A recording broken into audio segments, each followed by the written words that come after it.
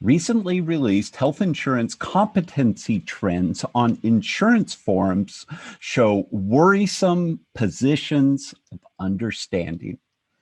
Imagine dividing the full population of the United States into two groups. Consider that one of these groups, half of all of us, will struggle to respond to basic health insurance questions.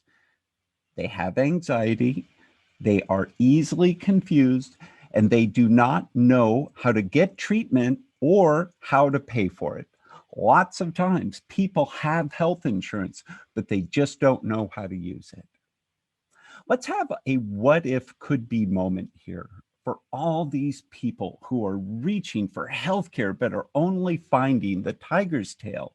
If we can address healthcare competency, we can set free trillions of economic dollars and help make life better.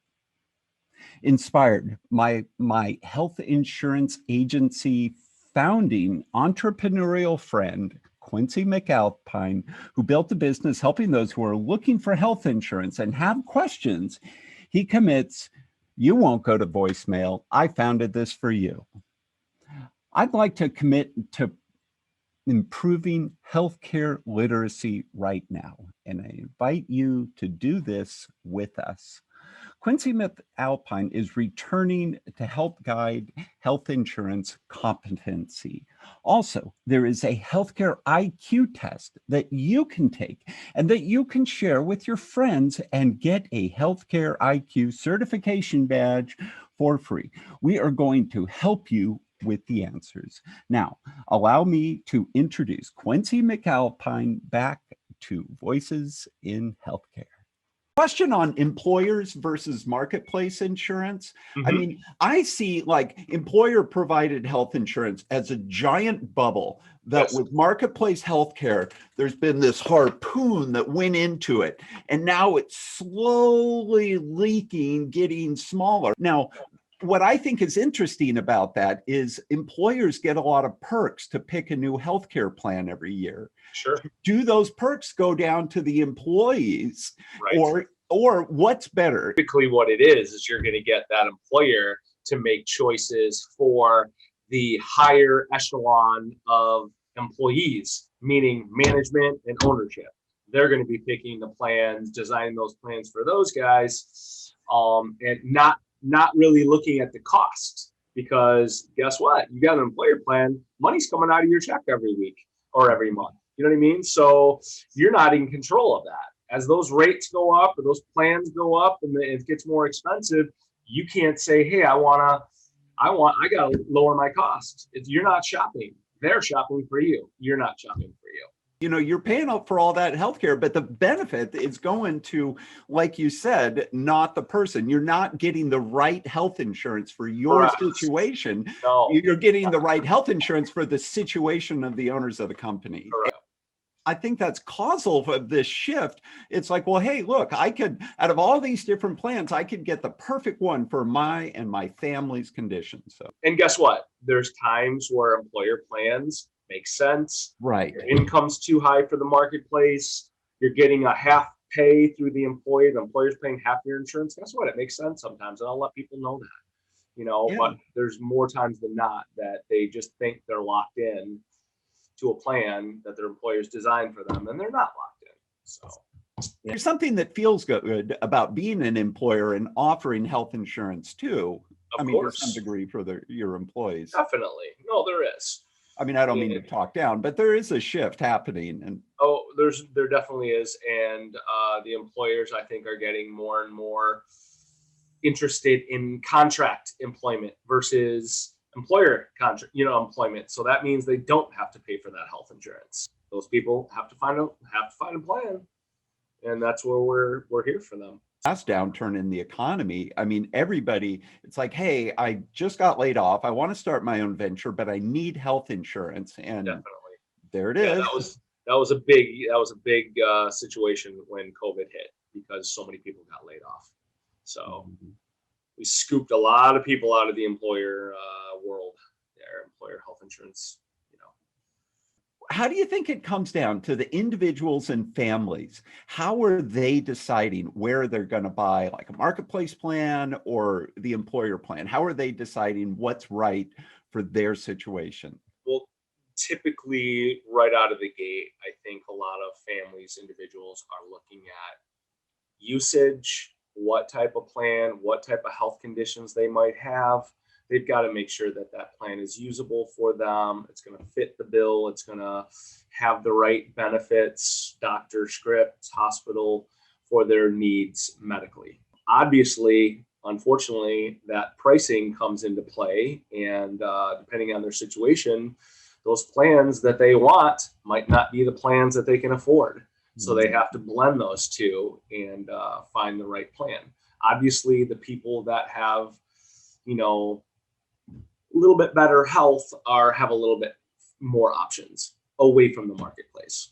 So, but the people that have those health conditions, they need the waiver of pre-existing conditions. Then, marketplace plans are definitely the best way to go.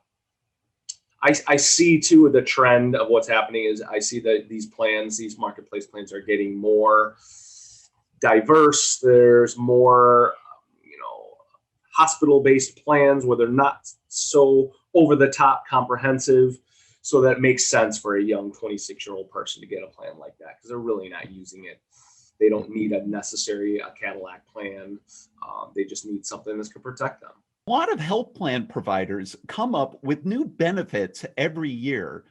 What's the best time and what is the best way to find them? We have that open enrollment period.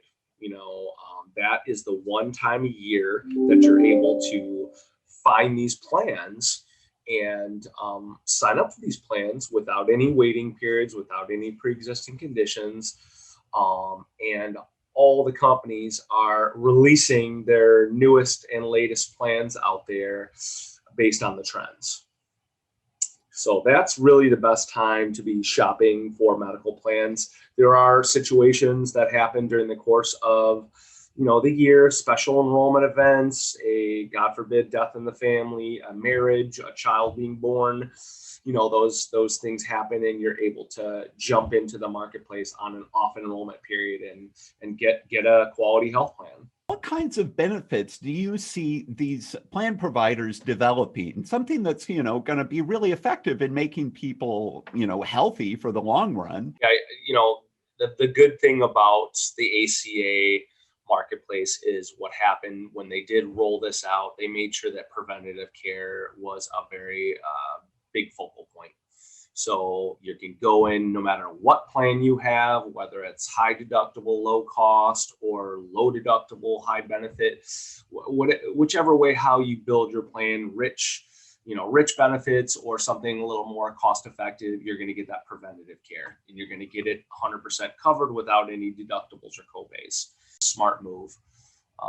And I think it's really got people on track. It allows people to get a line on their health and then go from there. Go design a plan. Now you know what your health is like. You know what you're dealing with, and you can design that plan. Maybe you shift back a little bit and walk away from the marketplace and get something, designed to fit your exact needs.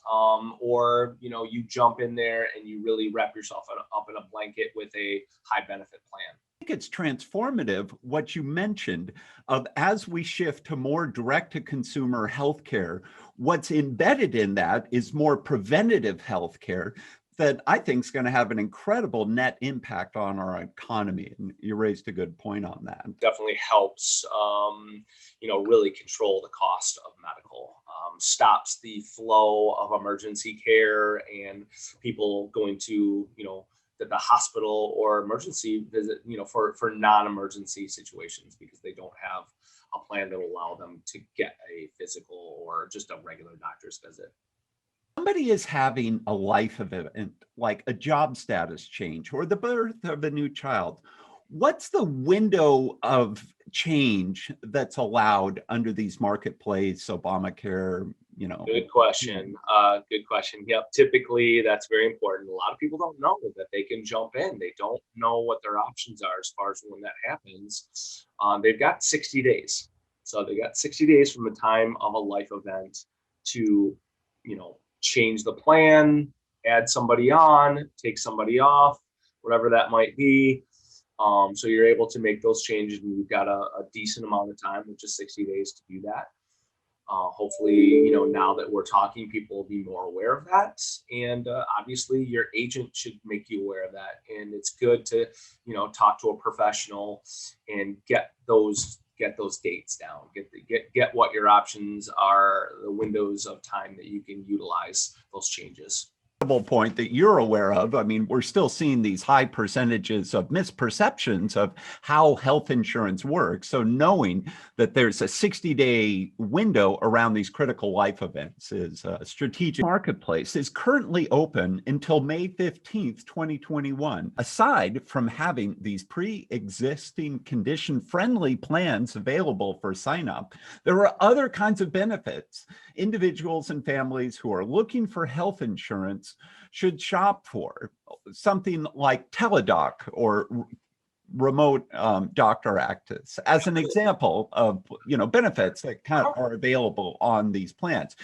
You guys are clearinghouses of this type of information, of what's new, distinguished in these plans. What are you seeing? Well, we're seeing exactly that, based on the pandemic here, the COVID strike on us. We basically have more access to Zoom doctor appointments, online doctor appointments. It's a little bit safer. It's not really designed for emergencies. Obviously, it's designed for colds, flus, things where that doctor can just run some basic tests online and kind of get an idea of what he's dealing with. And obviously, that does secure, bring down that cost a little bit for that insurance company, for people to be able to do that. It keeps everybody safe when you're in that situation. Non-pandemic situation, just not bringing yourself into a sick a hospital, a doctor's office or a facility where there could be, things that are catchy. Being able to do that, that definitely does protect us a little bit more. Scenarios where you can do short-term plans, those you'll never find those plans on, through the marketplace. Those are perfect for people in, they're out of work right now. They made a lot of money. They don't qualify for any kind of type of subsidy. They don't want to pay $500 a month as an individual for medical. They can get something for in the low 100s or even less than that, because they're healthy. Now, in that situation, we're going to check your health out before we take you, but we're going to reward you with that low premium. Okay, I think that mostly an agent's going to do for you. He's going to really help you with that and ask you the right questions so that he knows where to categorize you, what area to put you in, financially, medically, So those are some of the new options, and there's quite a few new ones. Faith-based plans, people that want to join a faith-based organization and share the cost of medical insurance. That's really big. That's big for the high income people that they're paying exorbitant costs for medical insurance. Those high income people, there's got to be a place of relief for them, and these faith-based plans are there. You brought up one of what I think is one of the most misunderstood points of marketplace health insurance, and that is faith-based insurance. I mean, a lot of people aren't too aware of it, but it's certainly advantageous for a lot of situations. Could you elaborate a little bit more on, types of individuals who are and families who are choosing this? Absolutely. The families and individuals, typically the faith-based or plans, they're not, hyper specific on what type of faith that you have. It's not like it used to be. It used to be where there was just a Christian organization. That's where it started out. Now it's moved to just faith-based, because you don't want to alleviate anybody. You just want to have somebody that has some sort of faith in their higher power or what have you. These people get together, they join this organization, and instead of paying $1,000 a month for a family, they might pay $500 or $600 a month, half the cost. That goes into a fund. And when you go to the doctor for preventative care, or you go to the hospital, something happens, there's claims paid. Now we're paying out those claims with that premium dollar that you're paying, or it's called a shared cost. You're sharing amount, what you're putting in there, that just goes to help pay your fellow, faith-based organization person their claims. And guess what? When you need it, it's going to be there for you.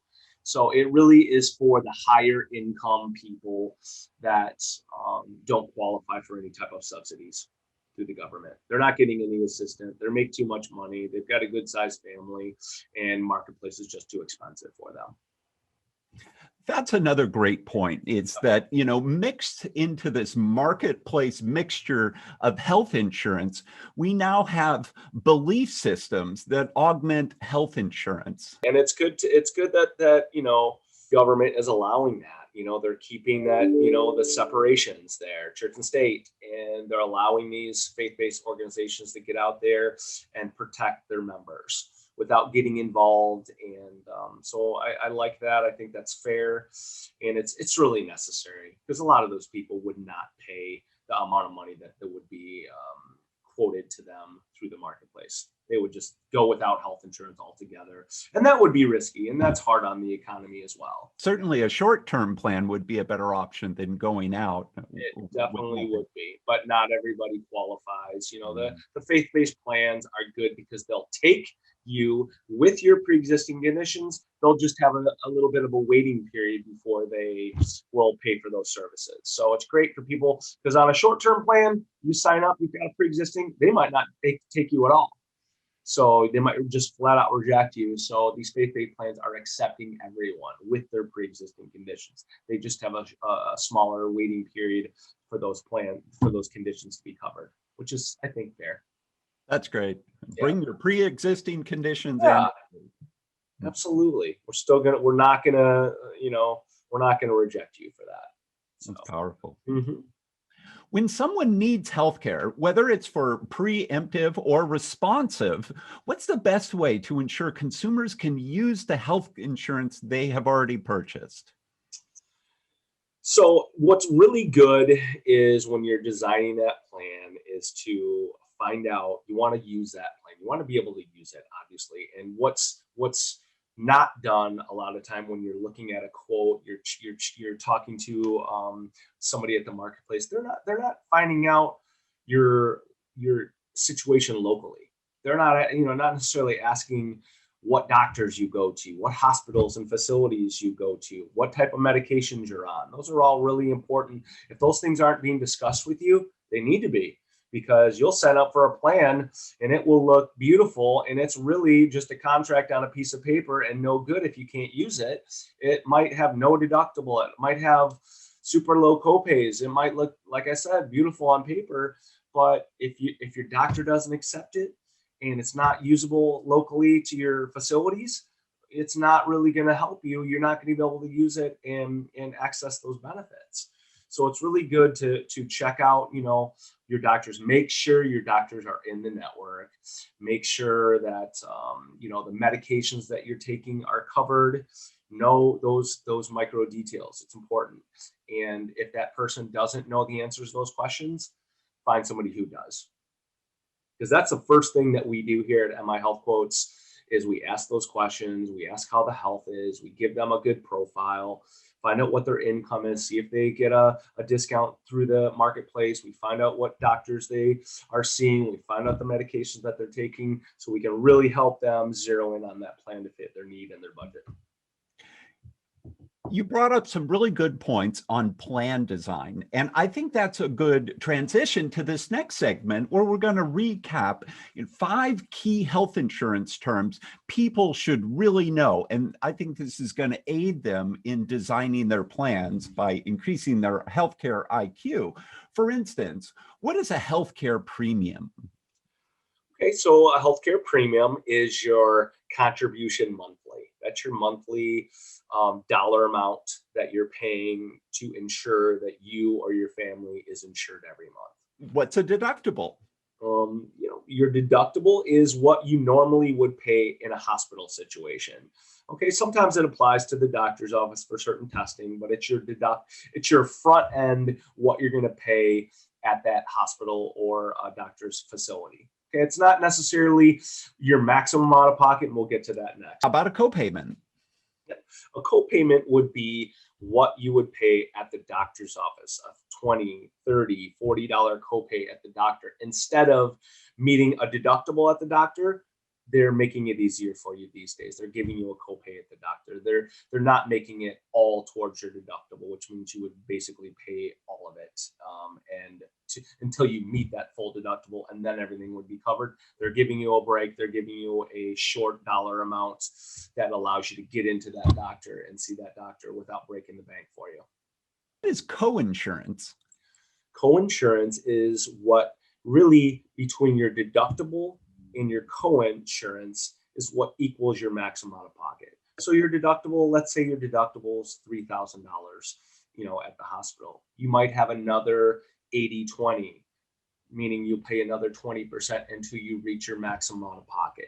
Your percentage is your coinsurance. So you got your deductible, and then you got your coinsurance in certain situations. Sometimes there's no coinsurance. Sometimes it's just deductible and then 100%. But typically most plans have coinsurance. And when you reach your maximum on your coinsurance, that's typically the end of it. You're done for the year. You've got 100% coverage after that period. What's an out-of-pocket maximum threshold? Your deductible would be your first situation that you pay. You pay the $2,000 or $3,000 deductible at that hospital, and then like I said, if there was a major event, you'd probably hit your deductible, and then they'd start paying. The insurance company would start paying 80% of that bill until they reach through your coinsurance until you reach your maximum out of pocket. Typically, right now through the marketplace, your maximum out of pocket is generally speaking in the neighborhood of anywhere from $6,000 to $8,000. Okay. That's typically, no matter what your deductible or scenarios are, typically that's going to be your maximum out of pocket. At MI Health Quotes, we have a lot of added products that we can put on there, protection plans that you can add to your policy to waive that deductible off or help you with the out-of-pocket costs of the deductible and the coinsurance for critical illnesses and accidental injuries. That's really important. Those should be, brought to you, especially dealing with these high deductibles and high out of pockets these days. You should have access to those protection plans, those supplemental plans. My experience is the marketplace does not provide those. You're typically going to have to go to an agent for those. And they're very valuable. They've helped a lot of our clients. A lot of people have thanked us. They really were in a tough time. They had cancer, they had a heart attack, they're out of pocket. It was just unexpected. And then, they told us about what happened and we filled them in. Hey, by the way, you've got this protection plan over here. Let's access it and let's get that deductible. Let's get some relief on that deductible and coinsurance for you. So those supplemental plans really help out a lot in those situations. That's a great point on supplemental healthcare plans because there's a lot of incredible healthcare products for very specific situations out there that working with a regular agent and agency through the years can, get to know you and introduce you to these right plans that, are so difficult to find. You'd never find them otherwise. It's great to deliver that message to that client that calls in that's got that bad news that lets you know that what has happened to them and what critical illness or an accidental injury as well. You can do the same thing, protection plan to wipe out. You got a big family. I've got, here I am. I've got 3-4 children, and there's most likely we're gonna have some accident-prone situations. So let me take care of those accidents and get those wiped out through a supplemental plan. That's a smart move. That hedges your bets a little bit, minimizes your risks. They're great products. For this segment, let's take a gimbal walk to experience together popular keywords used on search engines to find health insurance. For instance, 74,000 people a month search for marketplace health insurance. I may be clear, but what are they really looking for? I think they're looking, that's a very popular term, obviously. The marketplace is the government entity that allows you for those subsidies, or for lack of a better word, a discount on your health insurance. Some plan might be, $500 a month for someone with high income. It might be $70 a month with somebody for low income. The marketplace allows us to shop for those different plans and the plans that will give you those discounts. If you're high income, you don't even really need to go to the marketplace. You can go direct to the insurance company and segue because you're really not getting any benefit from the marketplace. The marketplace really does help out the people that are in need of those discounted health insurance premiums. The search term Obamacare plans is still very popular. What are people searching for Obamacare looking for? Some people are looking for free healthcare plans, and those free healthcare plans do exist, believe it or not. There's zero premium medical plans out there for the very, very low income.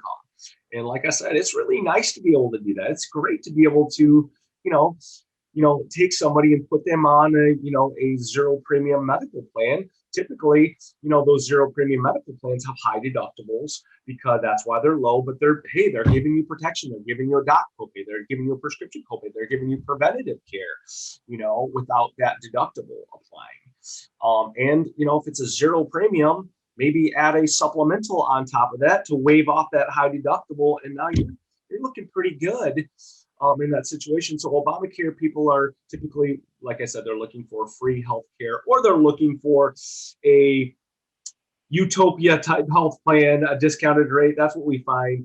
But we make sure that they understand there is most times there is a small cost involved. But we are going to find that plan that's really going to give you the maximum benefit for your income level, your age, and your situation.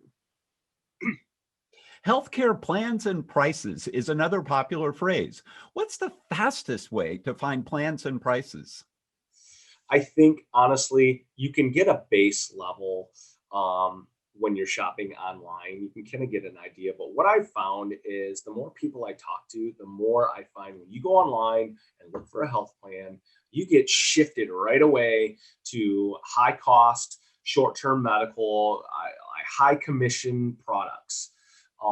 Rather than a plan. They have no idea. The internet has no idea what your situation is, what your personal situation is, what your income is, what your health is like, how to really zero in on that plan. So I typically use a professional, use an agent that knows how to do marketplace subsidy type plans. Make sure that he is well versed in those type of plans. Consumers, they're in this panic moment.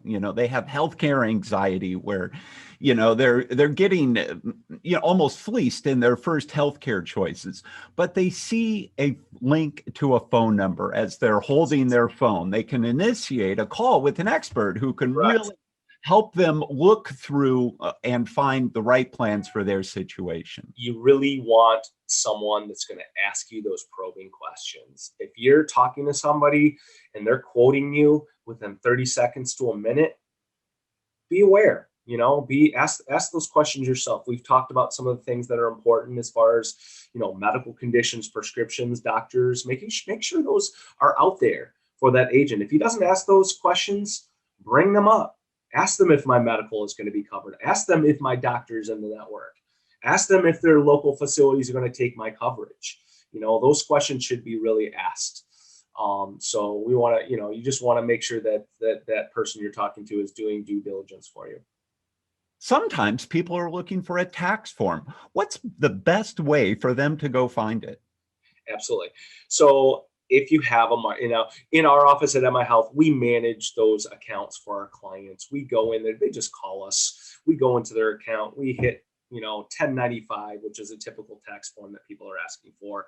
Hit that, download it, shoot it right to their email. Easy does it. It's very easy. Or if you are managing your own marketplace account, which is not easy, it's difficult, it's complex. You go to tax forms. There's a box where it says tax forms. You click on that tax forms box and the multiple tax forms will pop up. But we found that there is a lot of situations where that tax form isn't done properly, isn't recorded, is not giving you the right information to give to your accountant or tax preparer. So you really want to make sure that that's done precisely so there's no issues with taxes. I think you've raised two really good points. For people who are trying to manage their marketplace plans on their own, there's a good chance that they could file their taxes incorrectly. And, that's a big burden and stress. And, they're also missing the benefits of these interweaving products that offset the risk down the line. So, these people, and a lot of them, they don't even know they have a choice of working with an expert who can give them advice. But absolutely, in your outreach, you're addressing this. Yes, and another thing that people think, they're thinking that they're going online and they're thinking they're subverting the agent by saving money. They're not. They're going to have the exact same quotes online as they would if they worked with a direct agent. The direct agent just gets compensated typically through the insurance companies. It doesn't cost them a dime to go through an agent. And if that agent is, comprehensively doing his job, he's going to do a lot for you. He's going to get those 1095 forms for you. He's going to find out if you lose your cards. He's going to call the insurance company, and he's going to be on hold for 35 minutes to make sure that you get your card shot out to you versus you. He's going to deal with the marketplace. Typically the marketplace general hold time is anywhere from 35 minutes to an hour during open enrollment. And so those are some of the things that people don't understand. And it's nice that they access the ease and comfort that an agent can give you at no extra cost. For somebody who is searching for healthcare.gov plans, what information should they have ready to help get a quote and quickly? You want to start with the ages of the family members. You want to start with the zip code. Have your income, your weekly or your monthly income or annual income handy, and that would be adjusted gross income. And then you want to have your medical needs out there, what you're taking daily, so that they can help you zero in on a plan. If you have that information, that representative should be able to get you your quote. Or if you're doing it yourself, those are the information that you need. If people are not asking those questions, they're not really zeroing in on those plans that are going to best fit your needs and your budget both. Yeah. Great advice from the man in direct-to-consumer healthcare, Quincy. Thank you, Dustin. I appreciate that. Thank you. That's all the time we have for this episode. Remember to visit the episode page to take your healthcare IQ test and receive your free certification to share in your social directories.